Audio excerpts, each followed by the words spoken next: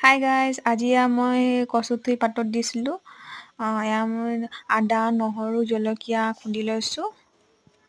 এইকেইটা খুন্দি লৈছোঁ। খুন্দাৰ পাছত মই বিলাহী কাটি ল'লোঁ। ডাঙৰ বিলাহীয়ে কাটি ল'লোঁ দেই, সৰু বিলাহী নাছিলে, সেয়ে মই ডাঙৰ বিলাহীকে কাটি ল'লোঁ। তাৰ পৰা মই কচুখিনি ধুই লৈছোঁ।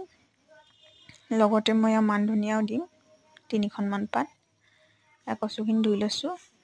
কচুখিনি ধোৱাৰ পাছত মই কলপাত এখন কাটি লৈছোঁ। কলপাতখন কটাৰ পাছত অকণমান সেকি লৈছোঁ। সেকাৰ পাছত এয়া কলপাতৰ চব কচুখিনি দি দিছোঁ। তাৰ ওপৰত আদা, নহৰু, জলকীয়া খুন্দি থোৱা পেষ্টটো দি দিছোঁ। তাত এয়া মান ধনিয়া দি দিছোঁ। মান ধনিয়া দিয়াৰ পাছত আকৌ মই বিলাহী দি দিছোঁ। বিলাহী দিয়াৰ পাছত মই তাত তেল দিম, নিমখ দিম। এয়া তেল দি দিছোঁ।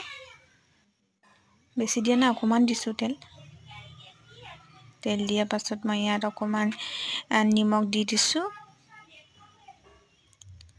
নিমখ দিছোঁ। তাৰপাছত পাতখন ধুনীয়াকৈ বান্ধি লৈছোঁ। বান্ধি লোৱাৰ পাছত জুই নাই, জুইটো জ্বলোৱা নাই, সেইকাৰণে মই ভাবিলোঁ ট্ৰেখনতে ওপৰত দি দিওঁ বুলি। জুই জ্বলোৱা নাছিলোঁ কাৰণে গেছতে বনাই দিলোঁ আৰু।